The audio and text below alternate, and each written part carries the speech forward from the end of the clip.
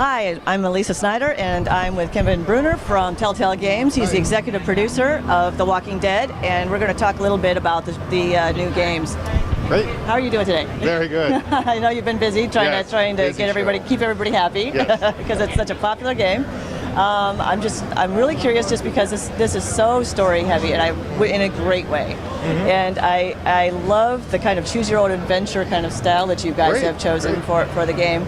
It really makes you think and react. I'm curious about the little reaction bar where you have just like a certain amount of time to make your decision. You know, was that a conscious decision to kind of force people to go with their gut instincts in the game? Yeah. So The Walking Dead is really, there are no good decisions, and you have to live with the choices you make. Right. And you have to make these choices under a lot of pressure because the zombies are coming. Uh-huh. So the timer really kind of makes you feel that. So like we really try to give you options that are all kind of equally balanced, and we just give you a few seconds to make up your mind, and then the game commits to it. You have to play with that decision. And it's one of the things I appreciate about the game, but it also just I hate about the game because of the same reason. Because you just want to think about it, and you want to be the good person, but I mean, at least me, on most games, I'm trying to do that.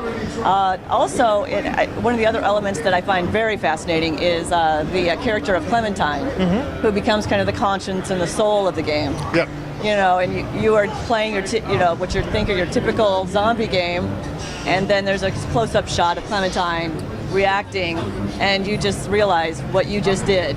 Yeah, that's when the design team, when they came up with Clementine, they really wanted to initially solve the problem of if you're a healthy 30-something hero in a game, in a zombie apocalypse, why would you stick around with all these people who have these issues? Why wouldn't you just go out and kind of, take care of stuff on your own? So Clementine was there to kind of make you not your typical video game character, to give you something to care about and to kind of reflect what you're doing back.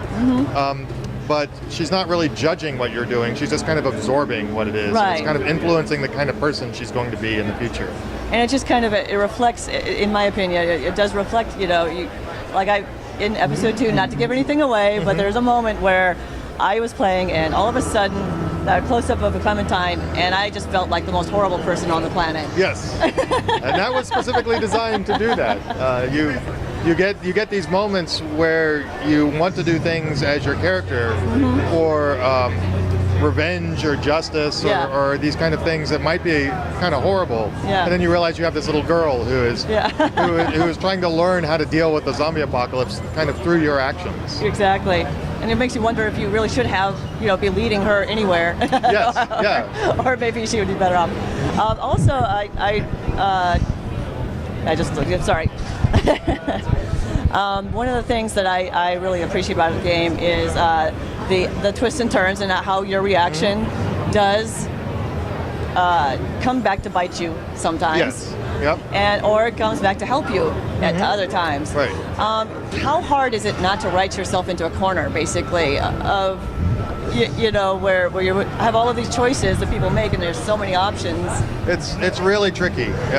It's hard to make the game because there's things where you come up with a really interesting idea, like it would be great if you did this and went that direction, but you have to balance it with plausible other directions. You can't have one really cool thing and a couple of lame things. Right. So a lot of the ideas are, really good if it was just a regular story, but not a great idea in the context of a game. Right. So it's really difficult to just balance that, and then keeping it from going like crazy, like anything in the world can happen. That's why we call it a tailored game experience. Right. Because there are things that happen in the game that will just happen. Like you can influence the way people feel about the events, and maybe the way they perceive that you react to the events, but there are some events that are just going to happen no matter what. Right. And I do know that just loving the game right now, and it's only about a little over halfway through now. Yep. But we already know that there's going to be a season 2. Yes, definitely. And I'm really excited about that. Really happy to hear that you guys, are going on with that. Yep. Because of the way of the game, and all of the different endings and possibilities that could happen during it.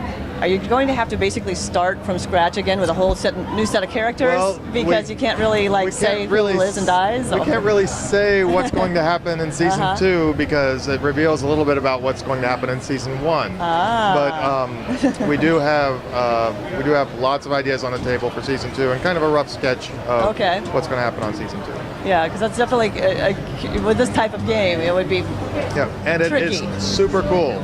Definitely the things that happen in season 1, the way you play season 1, will affect what happens in season 2. Oh, that was another question I was going to ask. Yeah, because if you're going to carry that over again. Yeah. Okay. Yep. Okay. So save those games and keep them saved. Yes. All right, great. Well, it was very nice to meet you, and Thank you. thank you very much for your time. Great, thank you. Okay.